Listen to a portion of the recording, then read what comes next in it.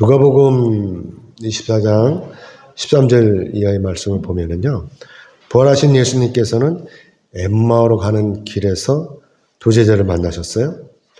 하지만 두 제자는 예수님을 보면서도 예수님인 줄을 알아보지 못했다고 하는 것입니다. 그러다가 이제 나중에 식당에 들어가서 예수님께서 떡을 들어 축사하시자 이때 비로소 이들이 예수님을 알아보게 된 것입니다. 하지만 제자들이 예수님을 알아보는 순간 또 어떻게 돼요? 예수님께서는 보시지 않는 것이죠. 그래서 나중에 이제 이것을 깨달은 제자들이 이렇게 말하는 것입니다. 넘겨주세요. 누가복음 24장 32절의 말씀을 같이 보겠습니다. 같이 읽겠습니다. 시작. 그들이 서로 말하되 길에서 우리에게 말씀을 하시고 우리에게 성경을 풀어 주실 때 우리 속에서 마음이 뜨겁지 아니하더냐 하고. 아시다시피 이때 이들 마음 가운데 성령께서 역사하신 것입니다. 그래서 이들이 방금 자기들 앞에 계셨던 그분이 바로 예수님이시라는 것을 깨닫게 된 것이죠. 그래서 이들이 엠마오로 가는 것이 문제가 아니라 예루살렘에 있는 다른 제자들에게서 이 사실을 알려야 되겠다라고 하는 이 생각에 즉시로 예루살렘으로 달려갔다고 하는 것입니다. 그리고 베드로를 비롯한 다른 제자들에게 자신들이 경험한 이런 상황, 즉 예수님께서 다시 살아나셨다라고 하는 이 사실을 설명하게 된 것이죠. 사랑하는 여러분, 아마도 제자들은 이때 절망에 빠져 있었을 거예요. 그동안 예수님을 따라다니는 이유는 딱 하나였죠. 그것은 바로 예수님께서 이스라엘의 왕이 되실 것이라는 이 기대 때문이었다고 하는 것입니다. 당시 이스라엘은 로마의 식민지였습니다. 식민지의 백성으로 살아간다는 것, 너무나 치욕스러운 일이죠. 우리나라도 일제강점기를 지낸 시절이 있었죠. 식민지의 백성들은요, 인간으로서 인권이 아예 없다고 하는 것입니다. 인권은커녕 완전히 노예의 삶을 사는 것이죠. 고종 황제 아시죠? 고종 황제와 명성황후가 어떤 삶을 살았습니까? 1895년 8월 20일 새벽에요. 일본군과 경찰 그리고 낭인배들이 경복궁을 습격해서 이 명성황후를 시했잖아요. 그리고 어떻게 했어요? 그 시신을 불태워버렸습니다. 그야말로 천인공날 이런 만행을 저지른 것입니다. 그런데 하물며 아무런 지식이나 권력이 없는 일반 백성들이야 어떻겠습니까? 그냥 죽으면 죽어야 하는 그야말로 버러지 같은 이런 삶을 살았다고 하는 것입니다. 그래서 당시에 예수님의 제자들이 예수님께서 장차 이스라엘 왕이 되실 것을 믿고 따라다닌 것입니다. 이 식민지로부터 벗어나고 싶었던 것이죠. 그래서 로마 군인들을 다 몰아내고 새로운 왕국을 건설하려고 하는 것입니다. 그런데 그런 기대 속에서 예수님을 따라다녔는데, 그런데 이런 예수님께서 이스라엘의 왕이 되시기는커녕 맥없이 십자가에 달려 돌아가신 것입니다. 그야말로 이 닥쳤던 게 지붕만 쳐다보는 꼴이 된 것이죠. 모든 꿈과 희망과 이런 것들이 다 송두리째 사라진 것입니다. 그래서 제자들은 더 이상 견딜 수가 없으니까 각자 흩어져서 절망에 빠져 헤매다가, 그런데 드디어 예수님께서 살아나셨다라고 하는 이 소식을 듣게 된 것입니다. 그래서 제자들이 한자리에 모인 것이죠. 그래서 베드로와 엠마오로 가던 이 제자들이 돌아와서 이렇게 예수님께서 살아나셨다고 하는 것을 증언하는 것입니다. 그런데 이때 마침 부활하신 예수님께서 이들을 찾아오신 것입니다. 사랑하는 여러분, 그럼 왜 예수님께서 이 제자들을 다시 찾아오신 것입니까? 예수님께서 십자가에 달리실 때 제자들 모두 도망쳤어요. 그런데도 왜 예수님께서 이 도망쳤던 이 제자들을 다시 찾아오신 것입니까? 아마도 저 같으면 그냥 내버려뒀을 거예요. 아니, 십자가에 달리는 것도 뻔히 알면서 제 도망갔잖아요. 그런데 예수님께서 이 제자들을 다시 찾아오신 것이죠. 여러분, 이것을 어떻게 생각하십니까? 그래서 우리가 오늘 이 일에 대해서 본문 말씀을 가지고 세 가지로 나눠서 생각해 보려고 합니다. 그 첫 번째는 뭐냐? 예수님께서 이들을 찾아오신 이유는 이들에게 평강을 주시려고 하는 것입니다. 하나님의 아들이시라는 예수님께서 십자가에 달려 돌아가신 것은 당시 제자들에게 있어서 너무나 충격적이었죠. 마태복음 16장 16절의 말씀에서 베드로는 예수님을 향해서 주는 그리스도시요 살아계신 하나님의 아들이시니라고 이렇게 분명히 고백을 했었습니다. 그런데 이런 하나님의 아들이, 이런 하나님께서 십자가에 달려 돌아가신 것이죠. 예수님께서 이렇게 맥없이 십자가에 달릴 줄 그들이 알았겠습니까? 그래서 베드로뿐만이 아니라 당시 제자들이 엄청난 실망감과 함께 이 뿔뿔이 흩어졌던 것이고, 그래서 이제 이렇게 다시 모인 것입니다. 그래서 예수님께서 제자들의 이러한 심리 상태를 너무나 잘 아시는 것이고, 그래서 제자들이 불안에 떨고 있을 것이라는 이 사실도 예수님께서는 잘 아시고 계신 것입니다. 만약에 여러분이라면, 여러분이 예수님이시라면 여러분이 또 어떻게 하시겠습니까? 여러분도 당연히 제자들을 찾아오시지 않겠습니까? 그리고 실망 가운데 빠져있는 이 제자들을 다시 회복시키시지 않겠습니까? 그래서 오늘 보면 36절의 말씀을 같이 보겠습니다. 같이 읽겠습니다. 36절 같이 읽겠습니다. 시작. 이 말을 할 때 예수께서 친히 그들 가운데 서서 이르시되 너희에게 평강이 있을지어다 하시니. 아멘. 부활하신 예수님께서 이렇게 찾아오신 것이죠. 부활을 믿지 못하고 반신반의하는 제자들 앞에서 이렇게 나타나신 것입니다. 그리고 예수님께서 이렇게 말씀하시는 것이죠. 너에게 평강이 있을지어다.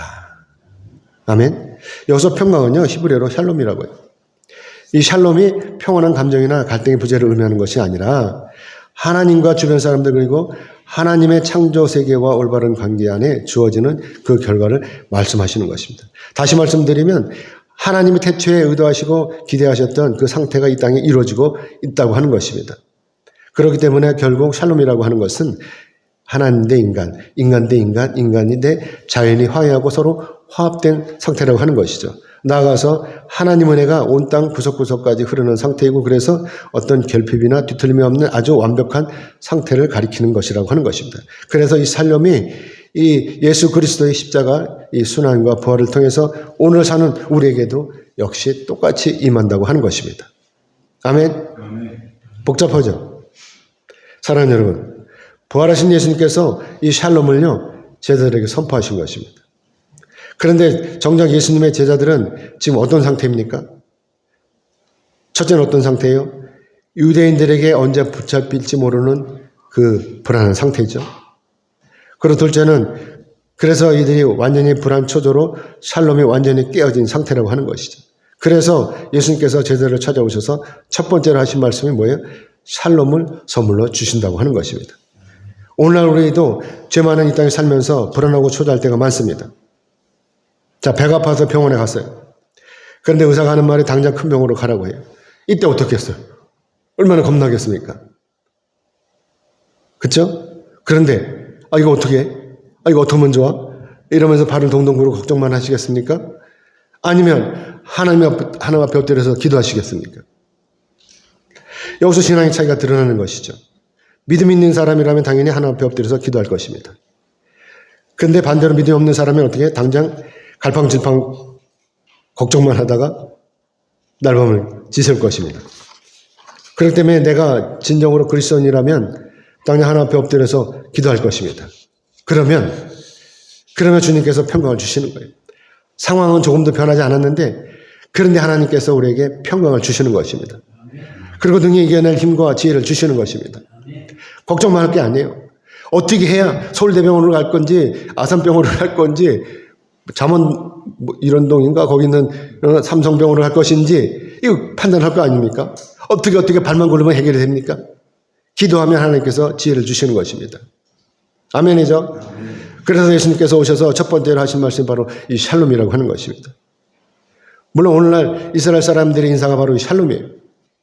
우리가 아침 인사할 때 어떻게 하죠? 안녕하세요라고 인사하지 않습니까? 이런 의미인 것입니다.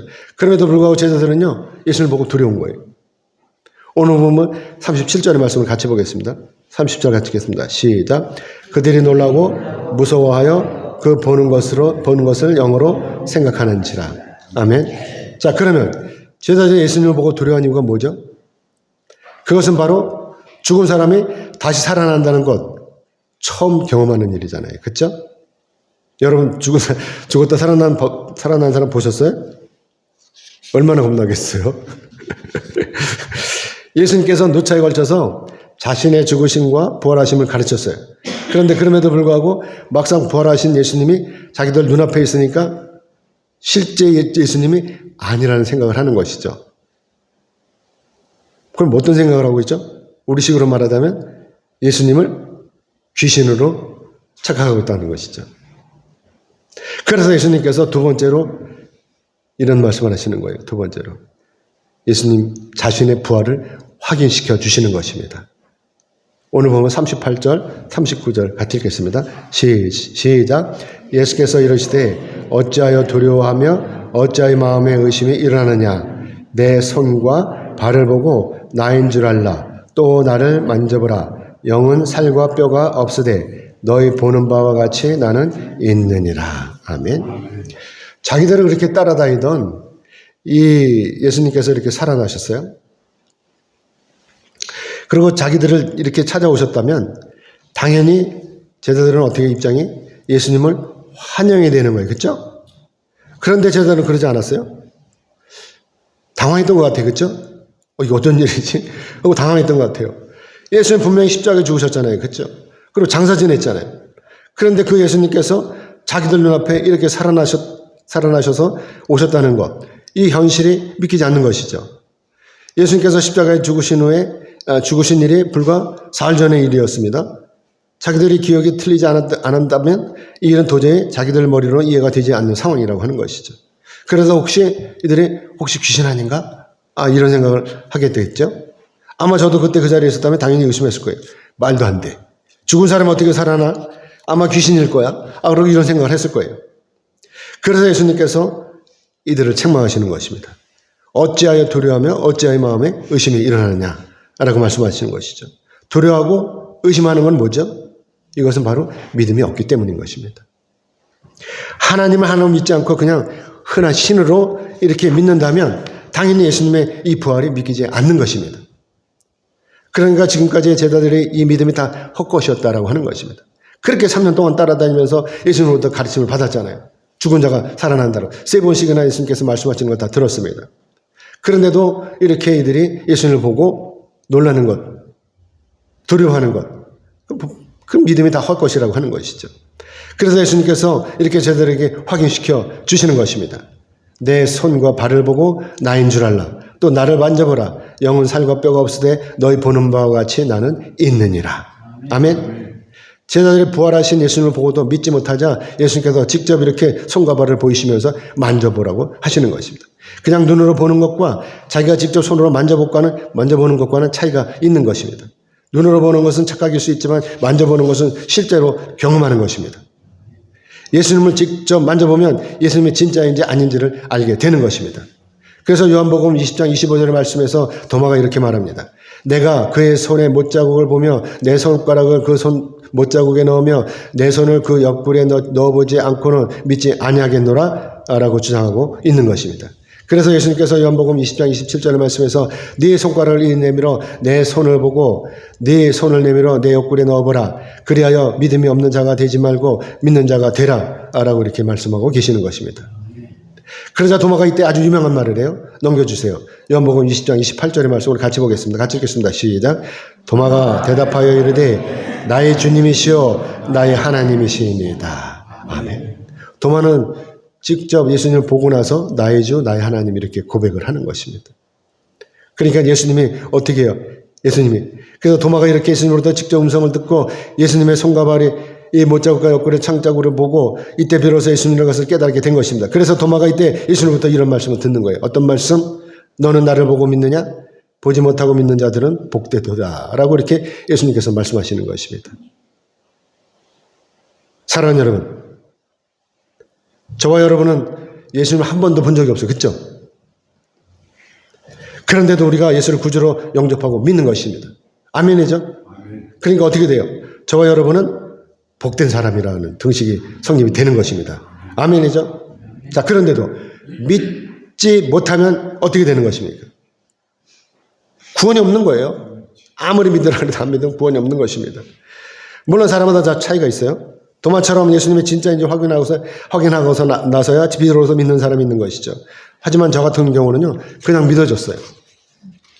신구약 66권이 다 믿어지는 거예요. 이 성경 말씀 다 믿어지는 것입니다. 은혜인 것이죠. 여러분 어떻습니까? 여러분 다 믿어지십니까? 이 66권 이거 다 믿어지십니까? 아멘. 안 믿어지는 사람이 있는 것 같아요. 다 믿어지면 아멘이에요. 안 믿어지는 사람이 더 많아요, 근데. 그래서 예수님께서 이렇게 안 믿어지는 사람에서 직접 찾아오신 거예요. 말로 갖고 안 되니까 직접 보여주시는 것입니다. 이런 사람에게는 직접적인 체험이 필요한 것이죠. 쉬운 예로 병든 사람이 기도함으로 치유를 받아요. 그렇죠? 귀신 들린 사람이 기도함으로 치유를 받고 귀신이 떠나가고 또 뿐만이 아니죠. 아이를 낳지 못한 사람들이 기도함으로 아이를 낳는 것입니다. 그런데 이것은 아무것도 아니에요. 예수님의 말만 우리가 어떻게 되죠? 장차 천국으로 가는 것입니다. 이게 더 중요한 것입니다. 병고치 받는 거 이게 중요한 것이 아니라 천국에 가는 것이 중요하다고 하는 것입니다. 지옥으로 갈 수밖에 없는 내가 구원을 받아서 천국으로 가는 것이죠. 그렇죠? 우리 믿음의 핵심은 바로 여기 있는 것입니다. 지옥에 떨어질 죄인인 내가 예수님의 그 보혈의 공로로 말미암아서 예수님과 함께 하나님 나라 천국에 들어가는 것입니다. 아멘. 여러분 이걸 믿으십니까? 이것이 믿으시면 아멘 하시기 바랍니다. 아멘. 아무튼 자기들 눈앞에 계신 분이 예수님이신 것을 확인한 제자는 너무나 기뻤어요. 분명히 사흘 전에 죽으셨던 그 예수님께서 진짜로 살아나셨다고 하는 이 사실을 보고 얼마나 기뻤겠습니까? 그래서 제자들이 환호성을 지르고 있는 거예요. 그런데 이때 예수님께서는 뭘 찾으시죠? 먹을 걸 찾으시고 계시는 것입니다. 예수님께서 이렇게 먹을 것을 찾으시는 이유는 뭐냐? 귀신이 아니라 실제로 사람이라고 하는 것, 실제로 내가 살아났다라고 하는 것을 다시 한번 확인시켜 주시는 것입니다. 그래서 이때 제자들이 구운 생선 한 토막을 예수님께 드렸고 예수님은 또 이 생선을 받아 잡수셨다고 하는 것입니다. 그리고 예수님께서 이어서 이렇게 말씀을 하시는 것이죠. 오늘 보면 44절을 우리 같이 읽어보겠습니다. 같이 읽겠습니다. 시작. 또 이르시되 내가 너희와 함께 있을 때 너희에게 말한 바 곧 모세율법과 선지자의 글과 시편의 나를 가리켜 기록된 모든 것이 이루어져야 하리라 한 말이 이것이라 하시고. 아멘. 예수님께서는요. 제자들에게 말씀하셨던 자신의 고난과 죽음 그리고 부활에 대한 예고 이것은 다 상기시켜 주시면서 이런 과정이 모두 예언을 성취하는 것을 가르치시고 계시는 것입니다. 다시 말씀드리면 예수님의 이 십자가 사건이 그냥 어느 날 갑자기 이루어진 일이 아니라 전능하신 하나님의 철저하신 계획과 뜻에 따라서 이루어진 인류의 구원 사역이라고 하시는 것입니다. 사랑하는 여러분 이런 사실을 전적으로 믿으십니까? 그래서 우리가 오늘날 이 모든 사실을 전적으로 믿기 때문에 세상에 나가서 증언해야 될 역할과 의무가 있다라고 하는 것입니다. 이 사실을 주님께서 부활하신 사실을 우리가 증언해야 될 역할과 의무가 있다라고 하는 것이죠. 그래서 마지막 세 번째로 우리로 하여금 복음의 증인으로 파송시켜 주시는 것입니다. 예수님께서 이 제자들을 이제 다 확인했으니까 너희들이 나가서 부활의 증인으로 또 복음의 증인으로 가서 역할을 해라 라고 하는 것입니다. 오늘 46절에서 48절을 같이 읽겠습니다. 46절 48절 같이 읽겠습니다. 시작. 또 이르시되 이같이 그리스도가 고난을 받고 제3일에 죽은 자 가운데서 살아나실 것과 또 그 이름으로 제사함을 받게 하는 회개가 예루살렘에서 시작하여 모든 족속에 전파될 것이 기록되었으니 이는 너희는 이 모든 일의 증인이라. 아멘. 여기서 예수님께서 말씀하시려는 것은 세 가지죠. 첫 번째는 예수님께서 십자가에 죽으시고 부활하신 사실, 또 둘째는 예수님으로 우리가 제사함을 받는 회개가 이루어진다는 사실, 세 번째는 제사함의 이 회개가 예루살렘뿐만 아니라 나아가서 모든 족속에게 다 전파되어야 한다는 이 사실인 것입니다. 자, 그러면 이제 우리가 어떻게 살아야 하는 것입니까? 이 사실을 그냥 알고만 있으면 되는 것입니까? 그래서 우리가 부활의 증인이 되어야 한다고 하는 것입니다. 우리 기독교는 믿음의 신앙이에요. 하지만 더불어서 무슨 신앙이죠? 체험의 신앙이기도 한 것입니다. 우리가 예수를 믿고 구원받는 것은 기정사실입니다. 그러면서도 한편으로는 우리의 이 믿음을 뒷받침하기 위해서는 당연히 영적인 체험이 필요한 것입니다. 어떤 체험이냐? 병을 고쳤다든지 귀신을 쫓았다든지 예언을 한다든지 하는 것이죠. 그래서 예수님께서 제자들에게 오셔서 이렇게 손과 발 그리고 옆구리 상처를 보여주시는 것입니다. 그리고 부활의 증인으로 능력의 종으로 세상 가운데는 나가서 전하라고 하는 것입니다. 파송하시는 것입니다. 사랑하는 여러분, 이렇게 제자들처럼 예수님을 직접 만나거나 또는 성령의 능력으로 기적을 체험한 사람들은 믿음이 확실합니다. 왜냐하면 자신이 직접적으로 영적인 체험을 했기 때문에 담대하게 자신의 체험을 증언할 수가 있는 것입니다. 여러분 어떻게 생각하십니까? 아마 여러분 중에도 간증할 분이 계실 것입니다. 지금까지 신앙생활을 하시면서 여러분도 분명히 체험을 하셨을 것입니다. 기도함으로 병을 고치셨을 것이고 또 온 가족이 믿게 되셨을 것이고 또 기도함으로 자녀가 취직에 성공했을 것이고 또 기도하니까 더러운 귀신도 쫓겨나갔을 것입니다. 그러다 기도하니까 애를 못 낳던 애가 애를 낳는 거예요. 태일매를 보셨을 것입니다. 그렇기 때문에 이처럼 직접적으로 영적인 체험하는 사람이 세상에 나가서 전도하면 어떻게 되겠어요? 확실한 전도가 되는 것입니다.